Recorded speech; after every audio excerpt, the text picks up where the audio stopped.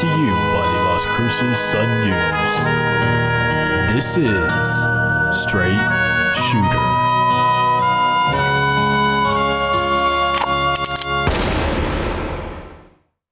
What is going on, everybody? This is Justin Martinez, aka J the Sports Dude. And if you are listening right now, let me just say thank you for tuning in to Straight Shooter, the podcast where I shoot from the hip and give you everything that you need to know about the New Mexico State men's basketball team. This is episode 5 of our season-long journey. So if you're a returning listener, then welcome back. I missed you. And if you're new to the program, well, then welcome to the family. Where have you been all my life? Guys, we have a lot to talk about today, so sit back and relax because I got you. I'm coming to you from a place I like to call the saloon. So bartender, what do we have on tap for today?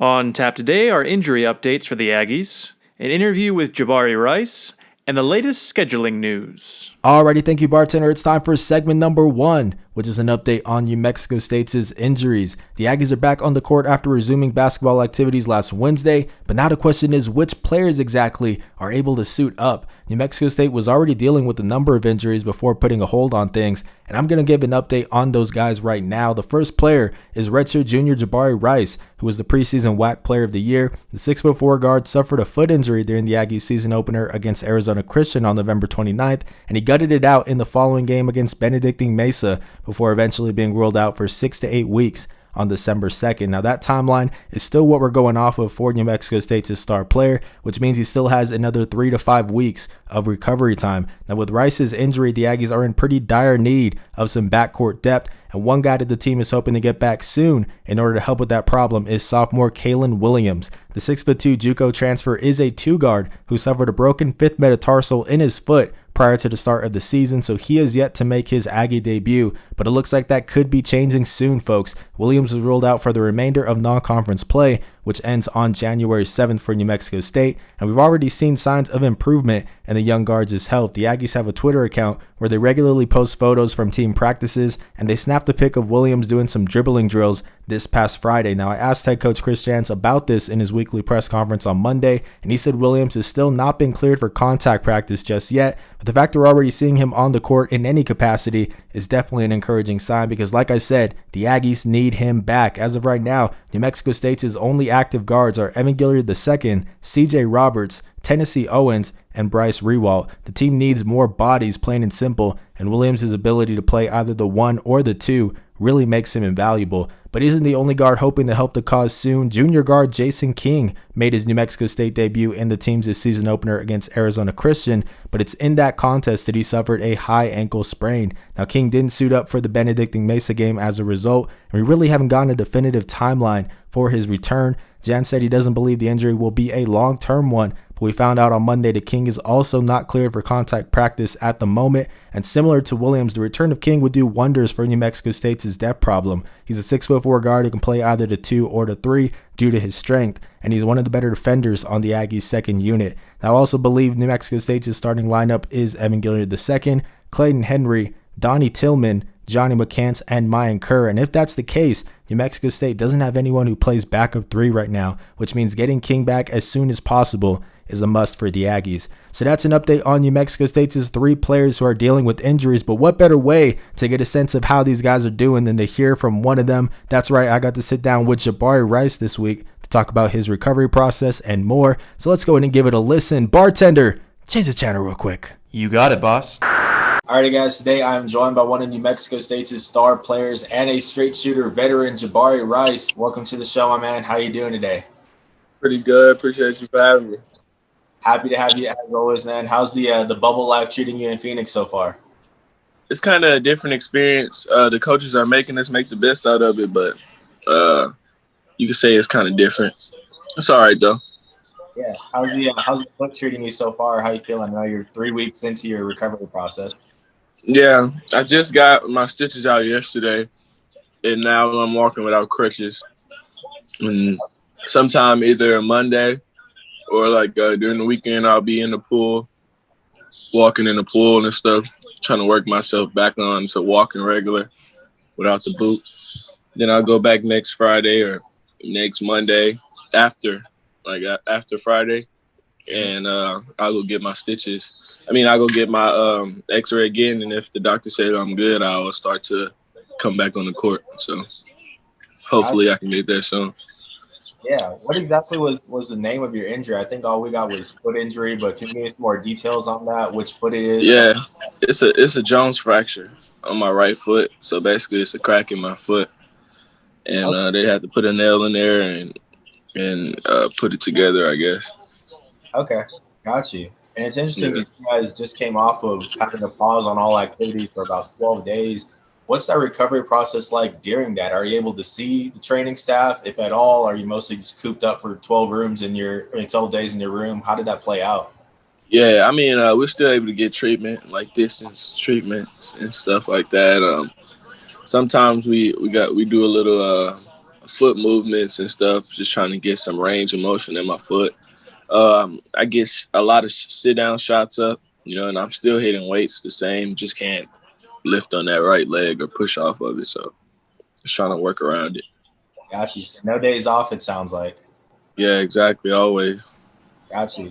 I know you guys are still trying to schedule some more non-conference games, but once that does happen, just how do you plan on having an impact from the sideline? Just being the same, I guess. I guess I was a leader on the floor while playing, but now I can work on being more vocal and being able to talk louder and just making the routine a layup, like knowing all the plays from the 1 to 5, knowing what Jans wants to do, trying to think like him so that way when I'm in the game, I can be that second helping hand that he needs. Not only like being a coach, but also being a player and trying to help them from a mental point too. Yeah, for sure. What have you seen out of the guys? You guys have been back to practice, I think, for about a week now. What have you seen out of them so far? They're hungry. They want to get better, and they know what we're up against. And so I don't think that it's no backtrack. We're just moving forward and trying to get our win back. And hopefully whenever we get a game on the schedule, we can attack it. Yeah. Is there some excitement building for once you guys are at full strength? Because I know Caleb Williams is also working back to getting on the court. Jason King, Marcus Watson's waiting for eligibility. Yeah.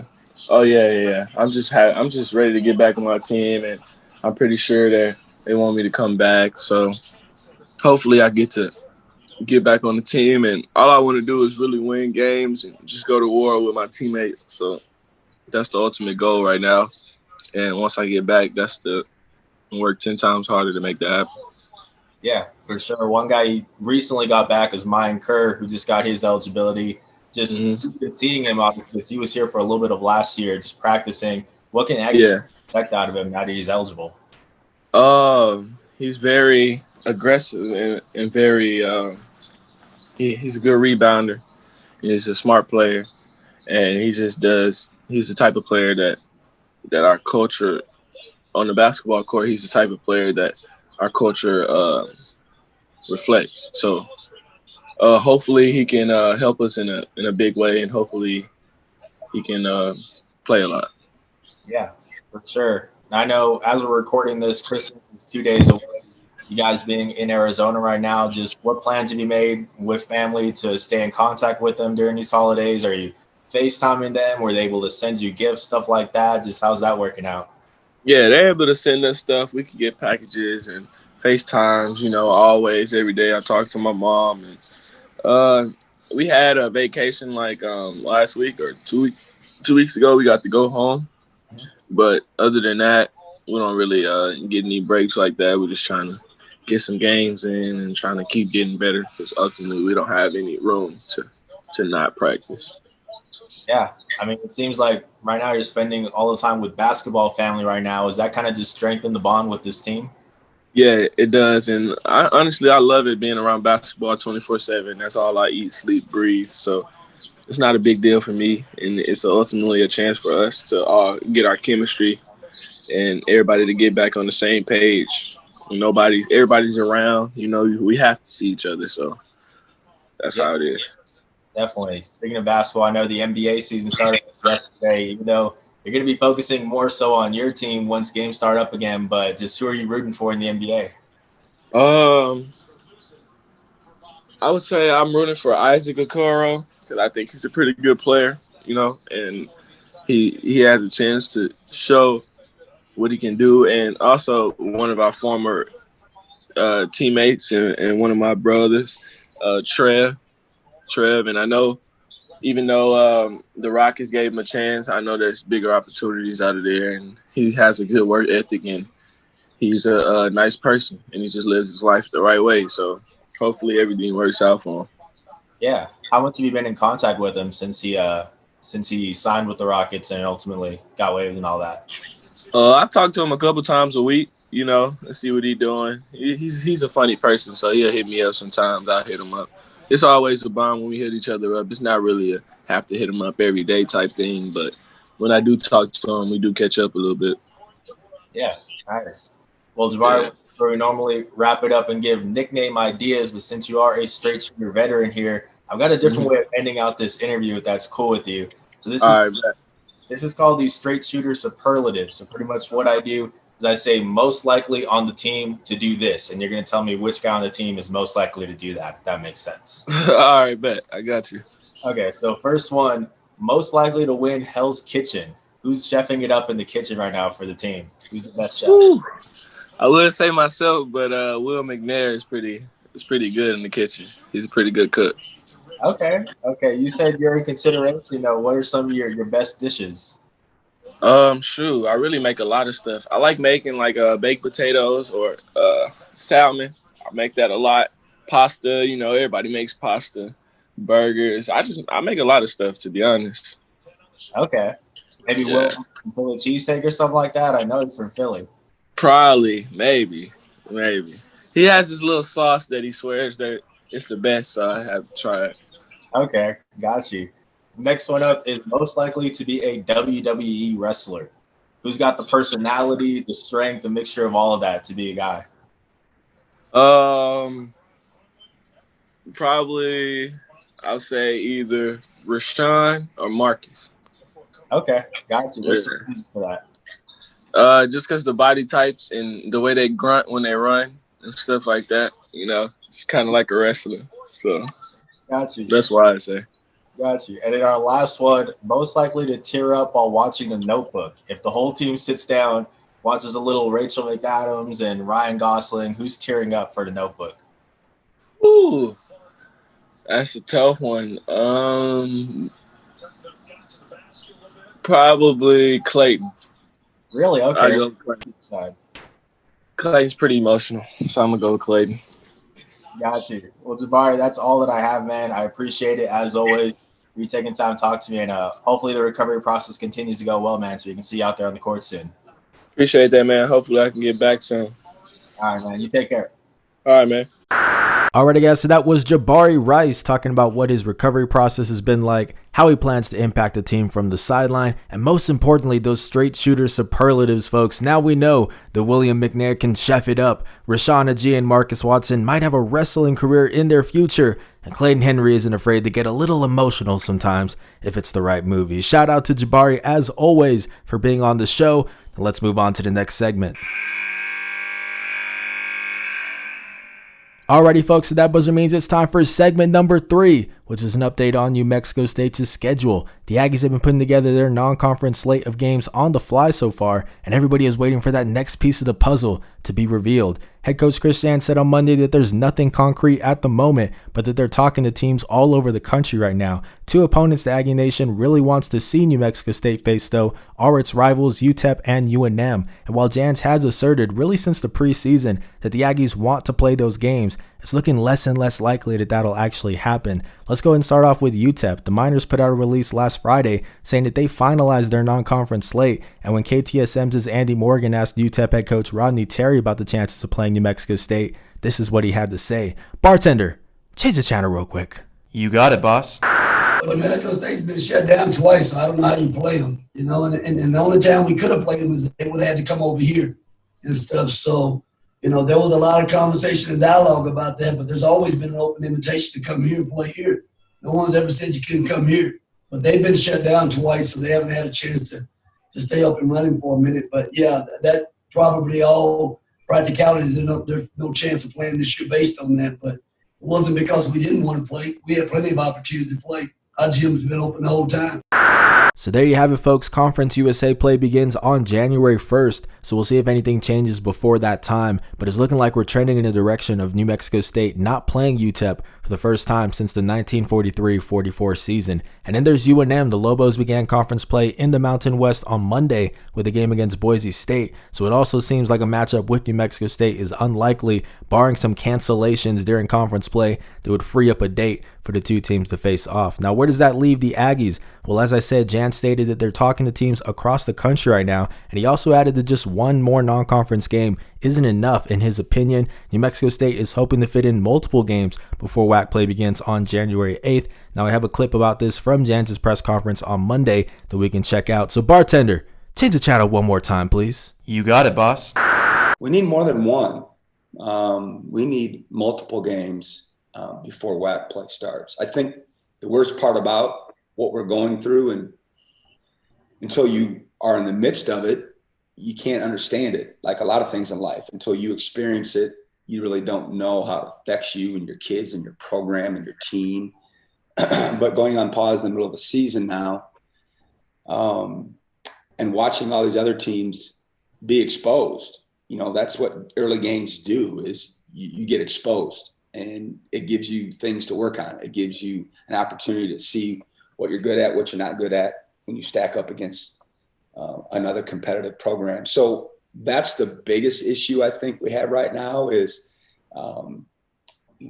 we have an idea of our strengths and weaknesses, but I think other teams really expose you to some holes in your program and what you don't do well, et cetera. And so that's my biggest concern and worry is we just don't have game experience. Guys aren't used to playing with one another when the lights are on, and guys aren't used to that type of pressure. And that's a problem. And then when we start WAC play, we have a bye after the first weekend. So that's not ideal for us either, but that's not something we can change. It's out of our control.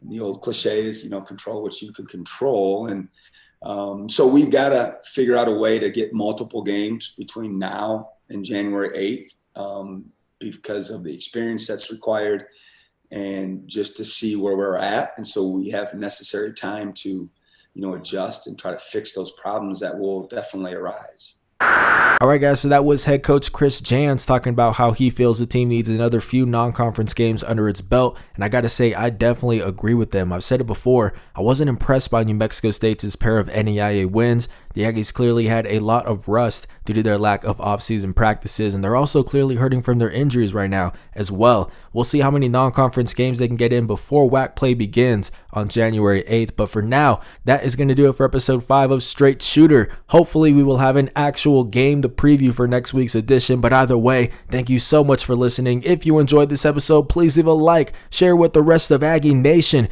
and consider subscribing or following, depending on whatever platform you're listening to this on. If you guys want to stay up to date with all things Aggie Hoops, make sure to follow me on Twitter at JTheSportsDude and subscribe to the Las Cruces Sun News. This has been Justin Martinez, aka JTheSportsDude. I'll see you guys next Wednesday. I'm out.